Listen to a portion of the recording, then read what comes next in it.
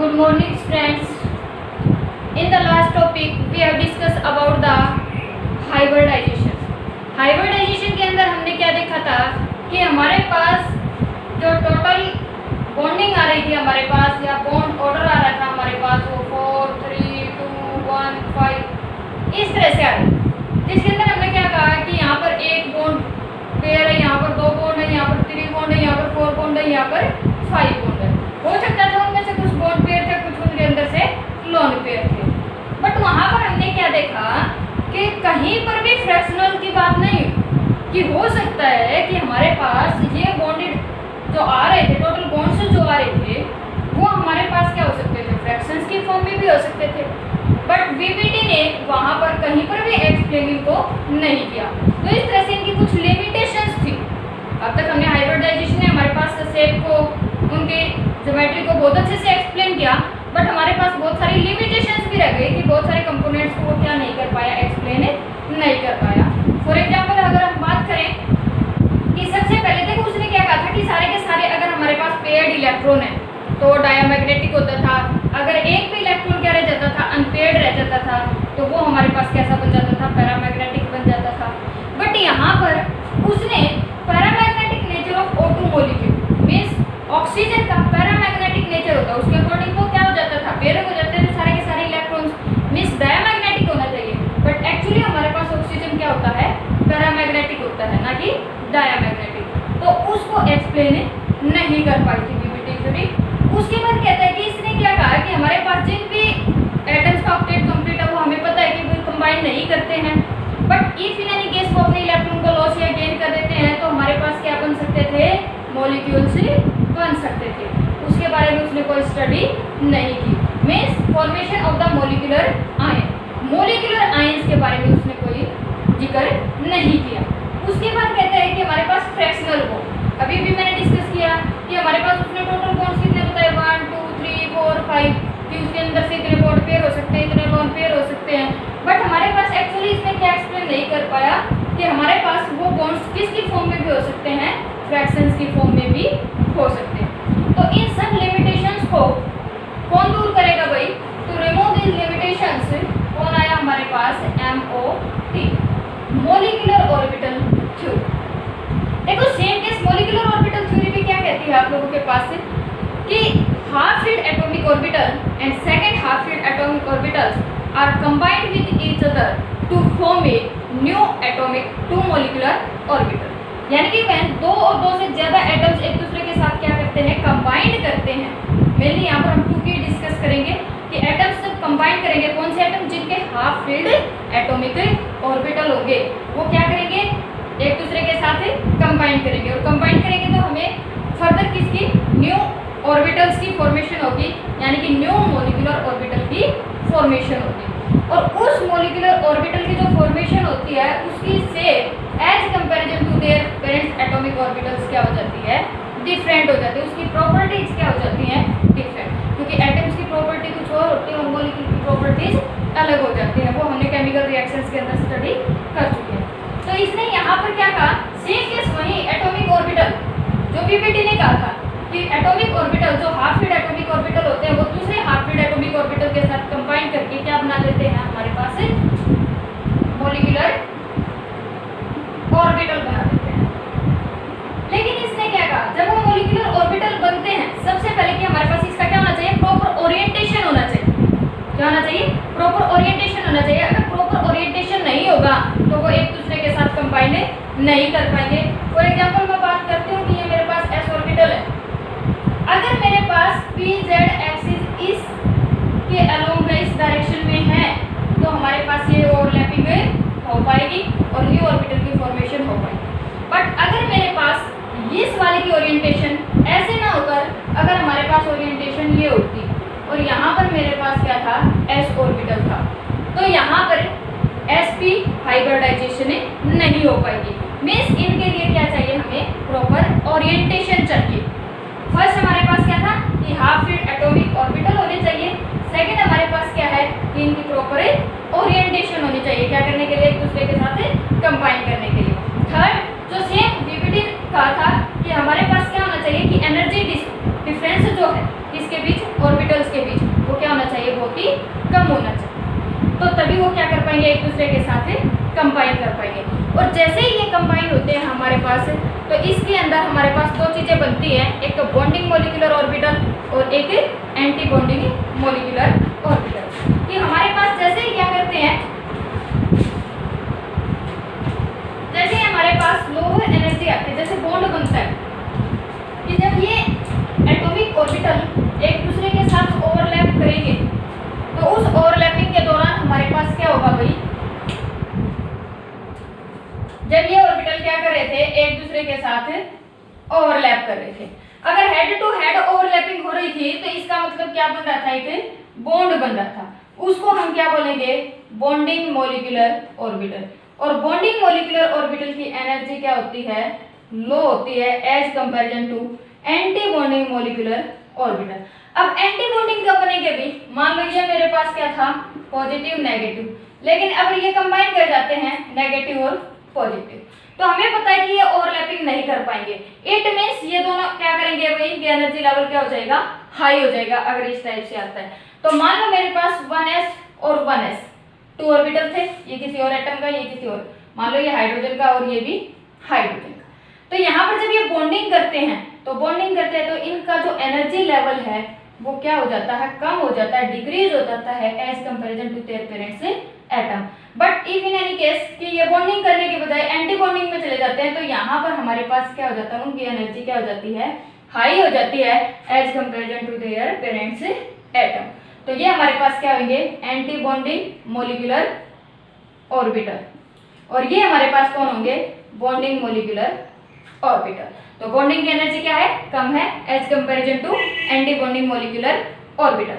और जब भी बॉन्डिंग मोलिकुलर ऑर्बिटल बनता है, तो हेड टू हेड ओवरलैपिंग बनती थी, हमारे पास क्या बनता था, सिग्मा, साइड बाय साइड बनती थी तो पाई बॉन्डिंग, और अगर फेस वाई ओवरलैपिंग बनती है तो वो क्या होती है, डेल्टा। लेकिन हमें यहाँ पर सिर्फ सिग्मा और पाई को स्टडी करना कि हेड टू हेड और साइड बाय ओवरलैपिंग को। अब इसके अंदर देखो, जब भी बॉन्डिंग मोलिकुलर ऑर्बिटल होता है तो हम इनको डिनोट करते हैं सिग्मा, पाई और डेल्टा से। लेकिन जैसे ही एंटी बॉन्डिंग मोलिकुलर ऑर्बिटल होता है तो उनको हम डिनोट करते हैं सिग्मा स्टार से, पाई स्टार से और डेल्टा स्टार से। और इनकी energy as comparison to these energies क्या होती है, बहुत ज्यादा हाई होती है। तो उसके बाद क्या कहा इसने कि यहाँ पर एमओटी जो थ्योरी थी वो सारे के सारे रूल्स को फॉलो कर रही थी। कौन कौन से rule, hertz rule of maximum multiplicity, second हमारे पास कौन था, अबाउ प्रिंसिपल था, थर्ड हमारे पास कौन सा था, Hund's rule of maximum multiplicity, Aufbau principle और पाउली एक्सक्लूजन प्रिंसिपल। तीनों को ये क्या कर रही थी, फॉलो कर रही थी कि हमारे पास बॉन्डिंग वाले की एनर्जी क्या होती है, लोअर होती है as comparison to anti bonding molecular orbital. तो इस तरह से इसने क्या किया कि ये सारे कंसेप्ट को यूज करता हुआ इसने सबसे पहले क्या कहा कि linear combinations of the atomic orbital, कि what is the LACO, LCAO, LCAO, इसका मतलब है linear combinations of the atomic orbital, linear combination of the atomic orbital, linear combination of atomic orbital। तो linear combination of atomic orbitals के इसने अंदर क्या कहा कि हमारे पास जिनकी भी एनर्जी लेवल से सेम होती है तो वो क्या करते हैं, एक दूसरे के साथ ओवरलैप करते हैं। मान लो मेरे पास इस वाले का फंक्शन क्या था, फंक्शन ए था, और ये वाला जो ऑर्बिट है इसका फंक्शन हमारे पास क्या था, बी था। जब ये एक दूसरे के साथ ओवरलैप करते हैं, हेड टू हेड ओवरलैप करते हैं, मींस बॉन्डिंग बनाते हैं, तो हमारे पास जो टोटल फंक्शन होता है वो किसके इक्वल होता है, function of A plus function of B. Means ये किसके अंदर आते हैं, बॉन्डिंग मोलिकुलर ऑर्बिटल के अंदर आते हैं। बट अगर हमारे पास ये जब ओवरलैप करते हैं कि यहाँ पर मान लो ये तो हमारे पास हेड टू हेड ही करेगा, लेकिन अगर हमारे पास वो साइड बाय ओवरलैपिंग अभी भी मैंने बताया था कर रहे हैं कि एक पॉजिटिव और नेगेटिव है, लेकिन इस ओरिएंटेशन क्या हो जाए, इनका अलग हो जाए। तो ओरिएंटेशन अलग हो गया तो प्रॉपर ओरिएंटेशन तो नहीं हो पाएगा, मींस बॉन्डिंग नहीं कर पाएंगे। बॉन्डिंग नहीं कर पाएंगे तो हमारे पास क्या बनेगा, एंटी बॉन्डिंग मोलिकुलर ऑर्बिटल। अगर हमारे पास फंक्शन इसका ए और इसका फंक्शन बी है तो हमारे पास जो टोटल फंक्शन आएगा वो किसके इक्वल आएगा, function of A minus function of B. तो इस तरह से यहाँ पर हमारे पास क्या बन जाता है, बॉन्डिंग मॉलिक्यूलर ऑर्बिटल और एंटी बॉन्डिंग मॉलिक्यूलर ऑर्बिटल। अब यही मॉलिक्यूलर ऑर्बिटल क्या कंपेयर करवाएंगे, क्या बताएंगे हमें कि हमारे पास किसकी एनर्जी कम है, किसकी एनर्जी ज्यादा है, किसका बॉन्ड ऑर्डर कितना होगा, किस तरह से हमारे पास मॉलिक्यूलर आयन की फॉर्मेशन हो सकती है, किस तरह से इन मॉलिक्यूल्स के बीच इतना बॉन्ड हो सकता है या नहीं हो सकता, और ये पैरामैग्नेटिक है या फिर डायामैग्नेटिक है। फॉर एग्जाम्पल एक एग्जाम्पल लेकर चलती हूँ मैं आप लोगों के पास। इसके अंदर भी दो कंडीशंस और ध्यान रखनी है आप लोगों को कि अगर हमारे पास टोटल जो मॉलिक्यूलर ऑर्बिटल है, टोटल जो हमारे पास क्या है, इलेक्ट्रॉन है किसके अंदर, इन ए मॉलिक्यूल, अगर वो 14 से कम है, 14 इलेक्ट्रॉन से कम है, तो हमारे पास जो एनर्जी लेवल है उसमें थोड़ा सा डिफरेंस आता है as comparison to normal energy जो लेवल होता है, तो 14 इलेक्ट्रॉन से कम वाले में थोड़ा सा डिफरेंस आता है। तो आप लोगों को दो ग्राफ ही बताऊंगी, उसके अकॉर्डिंग आप लोग क्या निकाल सकते हो, सारे के सारे पैरामैग्नेटिक बिहेवियर है, डायमैग्नेटिक बिहेवियर है, बॉन्ड ऑर्डर कितना है, बॉन्ड लेंथ कितनी है, उसी के बेस पर हम सारी चीजें एक्सप्लेन करते हैं। पहले एक दो एग्जांपल वैसे लेकर बताती हूँ आप लोगों को। फॉर एग्जांपल मैं बात करती हूँ भाई हाइड्रोजन एटम की, H2 की, कि भाई ये कंबाइन करेगा या नहीं करेगा।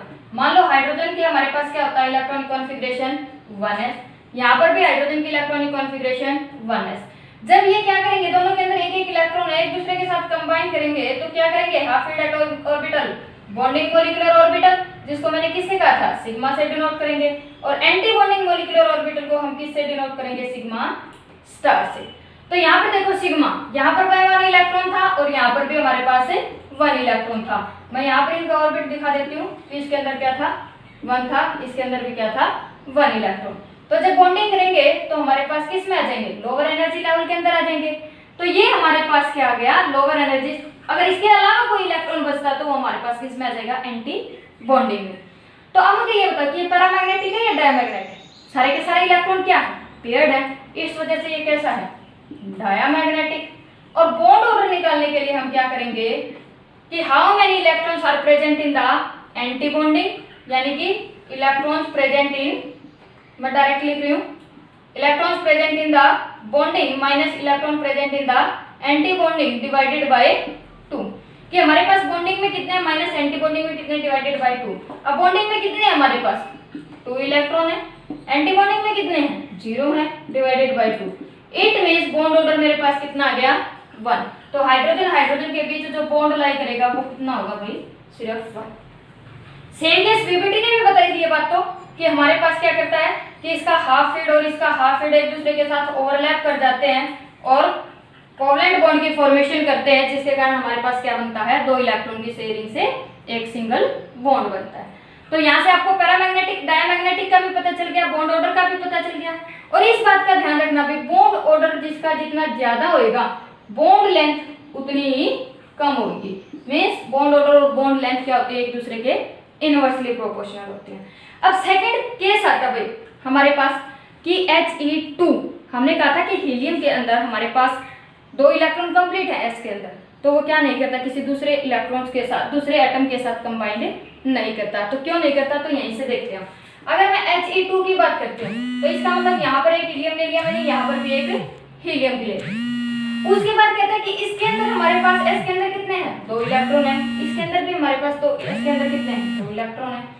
जब बॉन्डिंग करेंगे तो S के अंदर क्या आएंगे, 2 इलेक्ट्रॉन, और 2 बच गए तो हमारे पास वो कहाँ पर चले जाएंगे भाई, एंटी बॉन्डिंग के अंदर। अब बॉन्ड ऑर्डर निकालो कि bonding minus anti bonding, bonding में कितने हैं, 2 इलेक्ट्रॉन, एंटी बॉन्डिंग में कितने हैं, 2 इलेक्ट्रॉन, डिवाइडेड बाय 2, तो हमारे पास बॉन्ड ऑर्डर क्या आ गया भाई, 0। अगर बॉन्ड ऑर्डर 0 है तो इसका मतलब इनके बीच कोई बॉन्ड की फॉर्मेशन नहीं हो पाएगी। इस तरह से इसने सारे के सारी चीजों को एक्सप्लेन कर दिया, मींस सारे के सारे मॉलिक्यूल्स को क्या कर दिया, इसने एक्सप्लेन कर दिया। तो उसके बाद अगर प्रॉपर्टी ये पूछे कि मैग्नेटिक है, डायमैग्नेटिक है, पैरामैग्नेटिक है, तो हमारे पास कैसा है, डायमैग्नेटिक, बिकॉज़ यहाँ पर भी इलेक्ट्रॉन पेयर अप हो रखे और यहाँ पर भी इलेक्ट्रॉन पेयर अप। ये तो बात थी भाई कहाँ तक, हीलियम वाले, यानी कि 1s और 1s। अब 1s और 1s तो कंबाइन करके क्या बना दिया, बॉन्डिंग और एंटी बॉन्डिंग बना दिया। अब मान लो 2s आएगा, तो 2s का यहाँ पर हमारे पास क्या हो जाएगा, इससे अबो डायग्राम बन जाएगा कि जिसके अंदर हम क्या कहेंगे 1s के लिए क्या बना हमारे पास कि यहाँ पर मेरे पास क्या था 1s था, यहाँ पर भी मेरे पास क्या था 1s था। दोनों ने कंबाइन करके क्या बना लिया बॉन्डिंग मॉलिक्यूलर ऑर्बिटल और एंटी बॉन्डिंग मॉलिक्यूलर ऑर्बिटल, जिसको मैंने सिग्मा और सिग्मा स्टार से डिनोट कर दिया। अब हमारे पास मान लो 2s वाले ऑर्बिटल आ गए, तो 2s वाले क्या करेंगे फर्दर कि अपनी बॉन्डिंग करेंगे तो एनर्जी लेवल कम हो जाएगा, और अगर एंटी बॉन्डिंग में आते हैं तो एनर्जी लेवल क्या हो जाएगा हाई हो जाएगा। ये 2s था, ये भी मेरे पास क्या था 2s। जब कंबाइन करेंगे ss तो क्या बनाता है सिग्मा बॉन्डिंग बनाता है, और जब हमारे पास क्योंकि हेड टू हेड ओवरलैपिंग है, और जब एंटी बॉन्डिंग बनाता है तो हमारे पास सिग्मा स्टार से डिनोट करते हैं। तो यहाँ पर हमारे पास क्या आ गया भाई ये 2s ओवरलैपिंग कर गया। अब बात आती है 2p की, तो 2p वाले 2p के साथ क्या कर जाएंगे ओवरलैप कर जाएंगे, और इसी तरह से उसमें एक p वाला तो क्या बनाएगा सिग्मा बॉन्ड बनाएगा, और 2p वाले क्या बनाएंगे पाई, क्योंकि एक तो हेड टू हेड ओवरलैप करेगा तो सिग्मा बॉन्ड की फॉर्मेशन करेगा, और दो क्या बच गए हमारे पास साइड बाय, तो ये साइड बाय ये दोनों कांटेक्ट में आएंगे तो ये साइड बाय इधर से आ जाएंगे। मान लो ये मेरे पास y एक्सिस है, ये मेरे पास x एक्सिस है, और ये जब हेड टू हेड यानी कि z एक्सिस आ रही थी, तो इस तरह से तो एक सिग्मा और क्या दो क्या बनेंगे पाई बॉन्ड की फॉर्मेशन करेंगे। इसको हम नेक्स्ट लेक्चर के अंदर पढ़ेंगे, ठीक है।